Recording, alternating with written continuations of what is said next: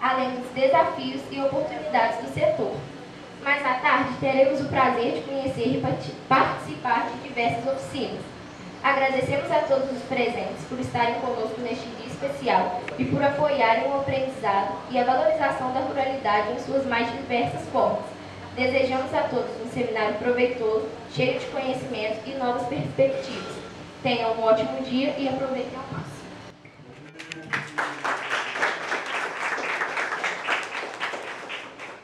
Pois é, eu vou contar pra você como aconteceu. Eu tava lá em casa, arrumando as roupas das crianças, dando incremento nas roupas do Zé, porque parece um cupim, rasga as roupas à toa. Isso já era por volta de quase às meia-noite. Aí eu tava lá arrumando as roupas, quando vê, eu começo a escutar uma barulhada, o cachorro começou a latir, eu falei assim, uai, mas o que é isso? Essa hora não passa gente na estrada mais, já tá de noite. Aí eu falei assim, não é possível, Zé, é o cavalo ali, Zé. É o cavalo ali. Quando vê, nós começamos a rezar, o cavalo sumiu do nada. Foi muito do nada. Você viu alguma coisa? Eu vi, ele era enorme. Ó, chega até a arrepiar quando eu falo nele, tá tão nervoso. Pois é, Pai Vicente, eu falo com a Maria que não pode apertar. É como eu vou te dizer, porque a vice cavaleiro da meia-noite é pessoa de pouca fé.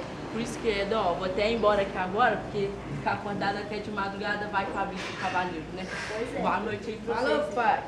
Mas você não viu nada mesmo, não? Eu não vi nada não, Mariquinha. Será que você tá tomando seus remédios direitinho? Tô tomando. Esse dia? Vou lavar minhas roupas. Também. Agradecemos a todos os presentes por estarem conosco neste dia especial e por apoiarem o aprendizado e a valorização da ruralidade em suas mais diversas formas. Desejamos a todos um seminário proveitoso, cheio de conhecimento e novas perspectivas. Tenham um ótimo dia e aproveitem ao máximo. Parabéns aos alunos, né? Vocês presentes também. Bom, gente, a gente está dando início, né? A amarração de todo um projeto que vem sendo construído ao longo desse ano, né, que é a formação no técnico em agropecuária. Mas essa formação técnica, né, não é simplesmente voltada o olhar à profissão que esses alunos, né, futuros técnicos, terão no futuro, né? Aqui na nossa escola, a gente tem uma coisa muito especial, que é a ruralidade presente no nosso dia a dia, né? O que seria essa ruralidade, né? É esse convívio diário nosso com o meio rural, com o nosso costume, né? As nossas tradições, né? Nosso desenvolvimento na nossa comunidade rural, né? E o diferencial que aqui a escola Thiago Delgado tem, é justamente essa identidade rural que aproxima, dialoga com esse curso, né? E para a gente, né, tem sido muito gratificante, né, trabalhar com as questões agropecuárias com esses alunos que estão inseridos nesse meio rural. Por quê? Porque muitas das vezes, né, a gente dá de cara com as situações do dia a dia, do cotidiano, né, e é enriquecedor para a gente, né, que faz parte do corpo educador, perceber nos alunos que muitos dos conhecimentos técnicos que a gente traz, né, já são vivenciados. Esse é o nosso primeiro ano, né, está sendo surpreendente para a gente. A motivação dos alunos, né, a vontade deles pelo conhecimento, né, e acima de tudo os resultados que eles vêm trazendo para a gente, né, principalmente nas atividades. Eles têm mostrado um brilhantismo, uma percepção muito grande da realidade do campo, e isso tem sido gratificante, né. A construção desse espaço hoje é justamente para a gente fazer, né, um levantado de tudo aquilo que a gente observou durante o ano, né, trazer para vocês, compartilhar com vocês um pouco daquilo que a gente vem estudando na área, né, e apresentar para vocês o curso, principalmente para os que virão, né, o 9º, 8º ano, né, para eles começarem a perceber as possibilidades que tem esse curso, as portas que podem ser abertas, né. É um conhecimento que, apesar que está cercando o dia a dia de muitos daqui, né, ele ainda não é tão trabalhado no cotidiano. E aí, ao aluno ingressar no curso, começar a estudar, ele começa a perceber que ele tem em si, né, aptidões e qualidades que podem ser desenvolvidas através desse conhecimento, né? Eu sou Karina, eu sou ex-aluna de advogado, mas além de ex-aluna eu também sou advogada. E aí eu vou falar para vocês um pouquinho sobre os direitos dos trabalhadores rurais.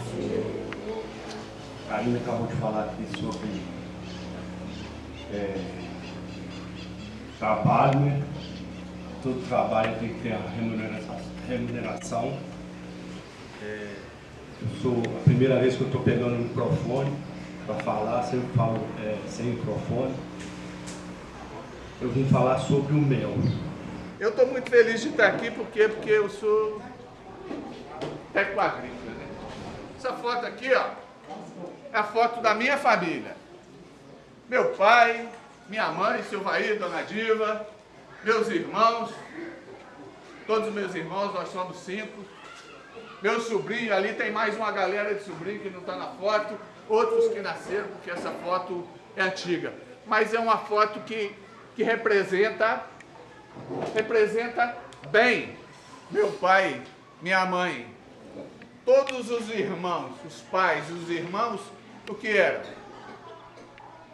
Eram produtores rurais. Nos anos 50, nos anos 60, há uma grande mudança, há o êxodo rural, as pessoas começam a sair para a cidade. Aqui nós temos algumas coisas que nós vamos trabalhar nessa palestra, que vai ser o empregado rural versus o produtor rural, qual que é a função de cada um e o que os diferenciam, a regularização da mão de obra, os direitos dos trabalhadores rurais, o regime previdenciário do empregado rural e o regime previdenciário do produtor rural. O mel, gente, é um santo alimento. Um ser humano, ele consegue viver 24 horas com uma só colher de mel. Então, se tiver fome, se não tiver o que comer, com uma colher de mel, ele sobrevive. É um prazer estar aqui com vocês, ainda mais no manejo. Na minha cidade natal, sou natural aqui de Lima Duarte. Meu pai, quando pequeno, até meus 12 anos, meu pai teve uma fazenda aqui no manejo. E onde que a gente vive, hein? A gente vive ali da onde, ó? No planeta Terra. Essa é a nossa morada. Que a gente precisa entender. Que a gente está gostando muito de botar fogo, de queimar, né, de degradar. Eu vou falar sobre os impactos das queimadas, né, no meio ambiente. A princípio, você vai ter uma mortandade de micro-organismos, né, de organismos vivos, de pequenos animais, às vezes até de grandes animais, né? Uma rainha, ela consegue sobreviver até 5 anos, e uma operária até 40 dias. Existe a operária, existe a rainha e existe o zangão. O zangão eu falo que é o filho sem pai. Alguém conhece filho sem pai? Difícil, né? Pois a rainha, ela tem a espermateca dela, que quando o zangão vai cruzando com ela, ela vai guardando o esperma. A abelha é um inseto mais organizado, para mim, não existe para mim. Eu acho que é o melhor inseto que tem uma organização dentro da colmeia, da casa dela, ela sabe fazer tudinho. O que eu vou apresentar para vocês são algumas ações, comportamentos empreendedores, que não necessariamente a gente quer que vocês abram negócio, mas que vocês sejam protagonistas da vida de vocês. Existe uma organização internacional dos trabalhadores rurais. Essa organização internacional é como se fosse a ONU do trabalho. Essa organização ela trabalha como que funcionará os direitos de cada trabalhador dentro do Brasil e de outros países. Se você recebe um salário de uma outra pessoa, então você é um empregado rural. Se você é um produtor rural, o seu salário vem da sua própria produção. Né? Aqui no manejo tem o senhor Arnaldo, que mexe com cordeiros. Na criação dele de cordeiros, a pessoa visita a propriedade dele, talvez você já tenha ido lá, se a criança pode dar mamadeira para os cordeirinhos, pequenininhos e tudo mais, então ele conta a história do cordeiro. Então ele recebe grupos de 15 a 20 pessoas que vão lá na propriedade dele pagando para poder ouvir sobre o cordeiro. E claro, ele vende a carne de cordeiro. Porque a gente é filho do leite, produtor de leite de base familiar. Criou 5 irmãos, todos os 5 irmãos, né? Tinha sempre gente lá. Mas o que é interessante, ó, o resto dessa turma aqui e os outros, ninguém foi para a agricultura.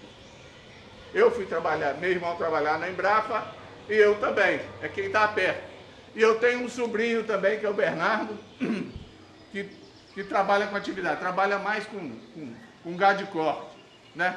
Mas não é a primeira atividade dele, né? Então, a gente foi levando assim, e foi muito bom. Ou seja, essa família aqui, ela mostra o que aconteceu. O país era completamente rural e hoje é um país urbano. Nessa época, 60% das pessoas moravam na zona rural. Hoje, mora menos de 15% das pessoas que moram na zona rural. Até 31 de 10 de 1991, o trabalhador rural, o produtor rural, ele não precisava comprovar não precisava pagar, só precisava comprovar que trabalhava na roça, não precisava pagar, não precisava fazer nada disso, porque agora funciona da seguinte forma: se você for um trabalhador com a carteira assinada, é a consolidação das leis trabalhistas que vai ter os seus direitos. Então, aconteceu alguma coisa, você vai recorrer à consolidação das leis trabalhistas. Acontece que no meio rural isso é diferente, porque a gente tem lei própria que regulamenta o trabalho rural. Temos também algumas coisas que são determinadas pela Constituição Federal. Por exemplo, o regime previdenciário do produtor rural, ele está estabelecido dentro da Constituição. Veja a disponibilidade de água no mundo. Está vendo que está gordinho do lado de cá? Brasil, Colômbia, e o outro lado está magrinho, China, Europa. Nós ainda temos muita água. Agora clica mais uma. Olha lá, veja em cima, compara a disponibilidade e o consumo. O nosso lado, a gente tem água e está magrinho. E o lado de lá não tem água. Tem mais de 50 países em guerra hoje por causa de água, ou em conflito. O que vocês acham que está a base daquela coisa lá dessas encrencas de Israel, aí desde lá do início, das colinas de Golã? Porque lá corre o Rio Jordão, onde Cristo foi batizado e é onde tem água. Então a origem de tudo é água. Alguém aqui consegue viver sem água? Aí só para vocês terem uma ideia da dimensão, 800 milímetros de chuva em 24 horas, significa que choveu 800 litros d'água em cada metro quadrado de superfície durante 24 horas. Aí não tem ninguém, não tem nada que resiste. Cai morros inteiros, entendeu? É tragédia brava, né? A gente pode aproveitar as ranhuras do solo para fazer pequenas barraginhas para poder ajudar essa infiltração e não deixar a água escorrer tanto. E quanto maior e melhor for a cobertura do solo, seja por um pasto bem estruturado, por uma cultura qualquer, ou por floresta. A floresta é altamente eficiente na infiltração de água do solo. Por quê? A chuva torrencial, ela vem com energia cinética, com uma velocidade, né, alta. Se ela encontra o solo desnudo, quer dizer, ela vai ganhar mais energia cinética ainda e vai sair levando tudo que tem pela frente. Agora, se ela cai no ambiente de floresta, primeiro ela vai cair lá na copa da árvore, vai escorrer pelas folhas, vai quebrar aquela velocidade da chuva, vai quebrar aquela energia cinética em potencial que ela tem e a água vai infiltrar mais mansamente. Então, a performance de infiltração da água no solo, nesse sentido, é muito melhor. Então, um dos efeitos da queimada muito negativo para esse sistema de produção de água é exatamente que ela forma uma barreira física para a entrada de água no solo, porque a queima da matéria orgânica, como eu falei para vocês, ela produz uma série de substâncias que repelem a água. Aí não deixa a água entrar, o lençol freático não fica abastecido e a esponja do solo não vai liberar essa água para os cursos d'água, e os cursos d'água vão ficando debilitados. E é o que tem acontecido hoje, tem muita nascente secando, tem muito curso d'água que tinha muita água, hoje já não tem tanta água mais. A gente precisa ter um alimento seguro, que não seja poluidor, que a gente tenha diversidade.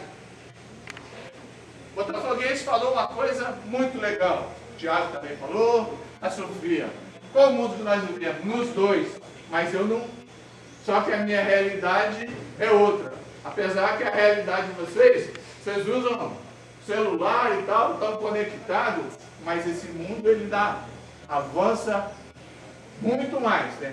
Ele tem muito mais perna, ele é uma ferramenta para nos ajudar.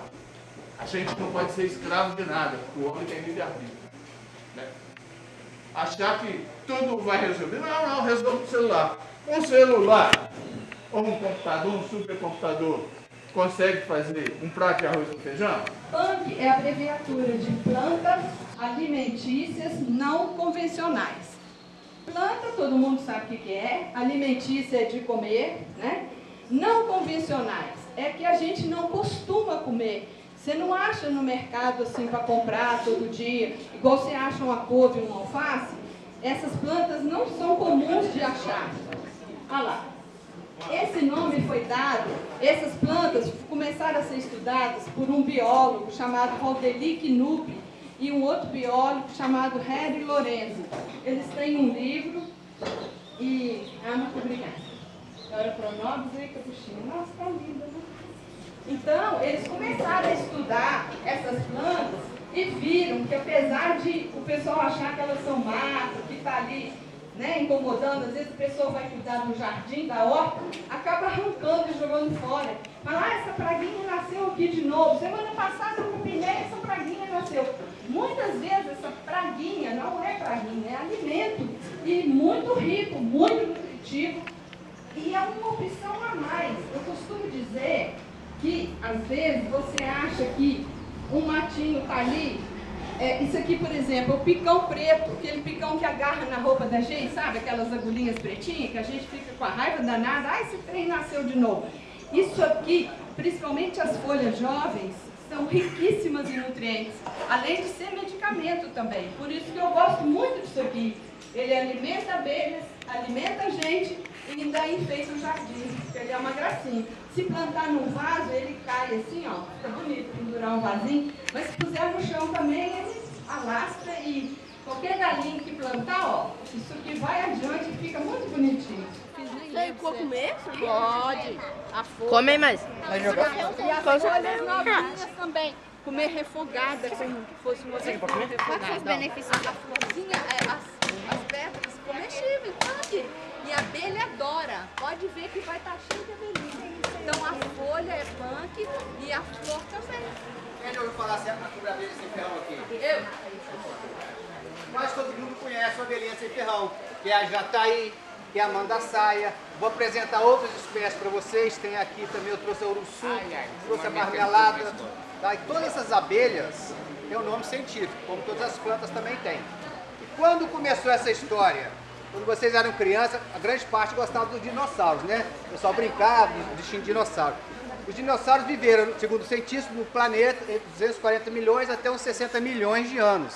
As abelhas, quando as abelhas deixaram de ser vespas para se tornarem abelhas, na faixa aí de 120 milhões. Há 130 milhões de anos atrás, as plantas começaram a produzir flores e frutos. E às vezes passaram a consumir o néctar e o pólen. Tá? Só para a gente fazer um histórico aí.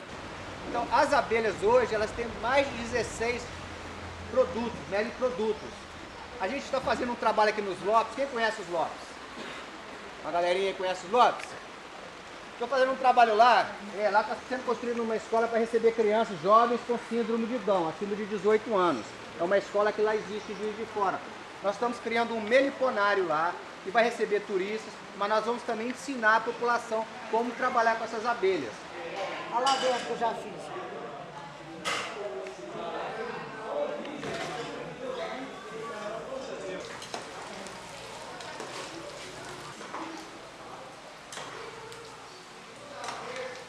Tira essa cor. Olha no bolso, não precisa usar, precisar no bolso.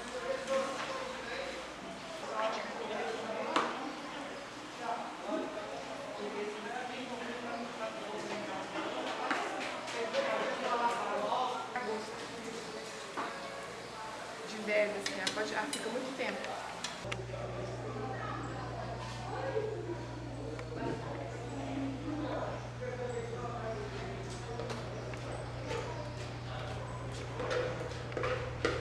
Eles têm uma empresa que eles são parceiros que chama Companhia do Leite. E essa Companhia do Leite, eles diversas vezes fazem palestra no final do ano e convocam os produtores que são participantes do Sabor da Serra para ajudarem eles, explicar para eles como funciona o processo. Isso é muito importante porque na maioria das vezes, antigamente você achava, os antigos achavam que era só tirar o leite da vaca, tratar dela e pronto. Não, só que isso é todo um processo. É a mesma coisa nossa, a gente só se alimenta e pronto. Não, a gente se alimenta, a gente tem que se exercitar e tudo. A vaca é a mesma coisa, elas participam desse processo também. Agora eu vou falar sobre um projeto que foi iniciado pela professora, a ideia foi da professora Valéria, junto com o nosso professor do nosso curso, do técnico, na verdade, que é o Tiago, que é sobre o espiral de plantas de ervas medicinais.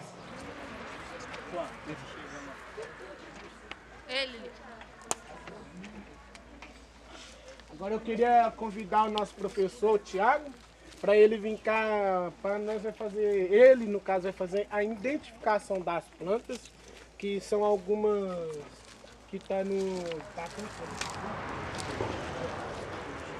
alguém faz um favor para mim, alguém distribui esses papéis para mim. Como se distribui? Então vamos lá, né?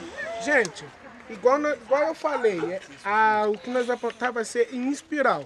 E no papel que eles vão entregar, tem essa tabelinha aqui que vai mostrar aonde vai ser plantado no espiral. Igual eu comentei, todas essas que é de sol pleno, o Thiago vai me corrigir se eu estiver errado, vai ser plantado em cima, porque elas não vão precisar de muita água, mas vai precisar de muito sol, certo? Aqui na nossa região, onde nós moramos, é muito comum fazer de madeira. Mas agora, se eu morasse em algum lugar muito frio, o recomendado para você fazer é de pedra. Por quê? Com o sol do dia, a pedra vai absorver o calor. Então não tem problema tirar essas extremidades da raiz, tá? Não vai afetar tanto assim a planta, né? O perigoso é você danificar aonde a raiz já está mais grossa e mais formada, que é aqui no pé do caule da planta, né? Aí essa raiz você não pode interferir muito nela. A princípio, um dos temas escolhidos pelos alunos, né, para a gente trabalhar é a questão do reflorestamento, né? Para a gente fica um pouco difícil trabalhar com esse tema, né? Porque a escola ainda não tem uma unidade demonstrativa, nosso espaço é limitado. Seria interessante que a gente estivesse numa propriedade onde estivesse fazendo esse trabalho, né? Para ele ser mais visível, né? Então a minha intenção hoje aqui é falar um pouco, né, sobre as formas de reflorestamento que tem, né? E aí a gente vai fazer uma demonstração de plantio com essas espécies frutíferas, né? E já vão ficar aqui pela escola, né? E vai ser bom que vai dar frutos pra gente, né? E elas também vão servir de exemplo para quando a gente tiver as aulas de poda, adubação de frutíferas, né? A ideia é que num futuro próximo a gente possa transformar esse espaço aqui, né, num pequeno pomar, né? Essa seria a nossa ideia principal.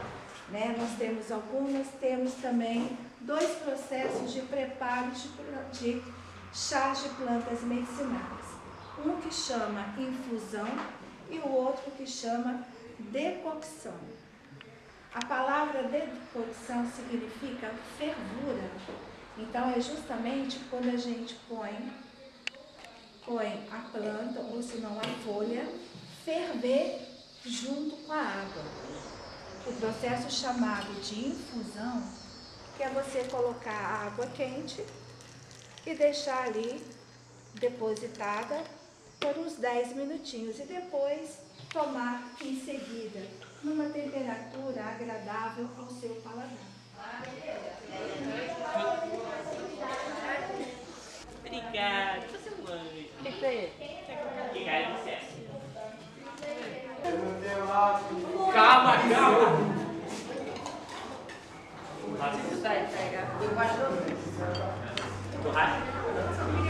Desgraçado. Foi pouco.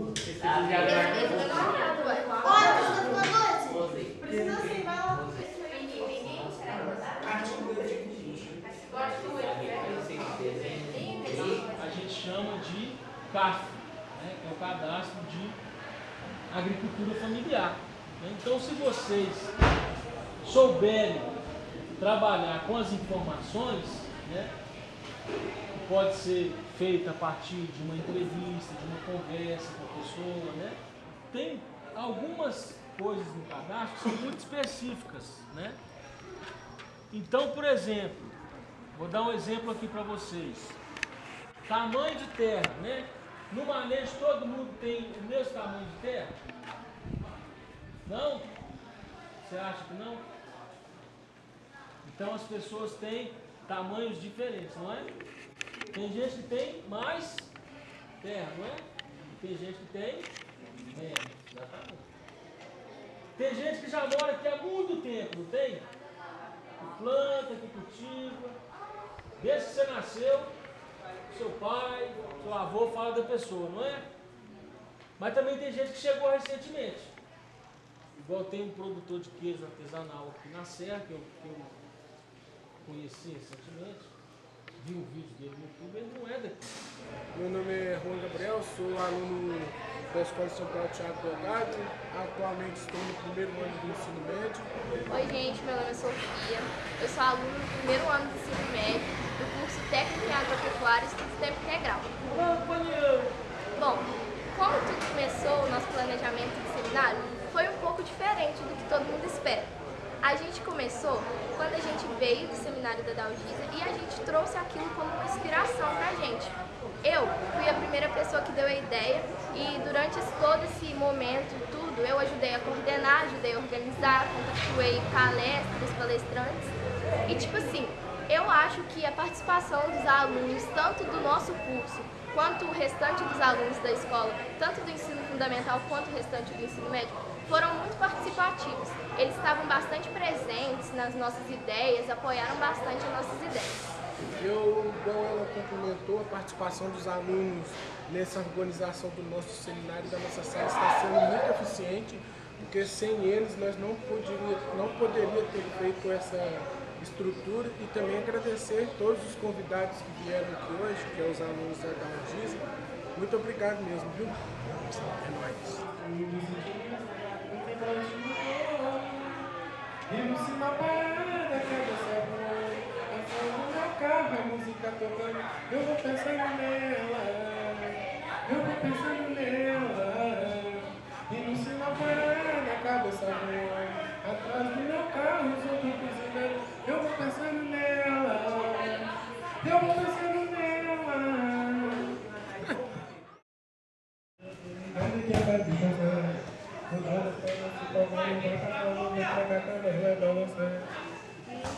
Super, se a porta bater, o cachorro latir, tava vai acordar e vai sacudir. O pesadelo que não ele é demais, eu não posso fazer escondido do que eu faço. Se a porta bater, o cachorro latir, tava vai acordar e a casa vai sacudir. O pesadelo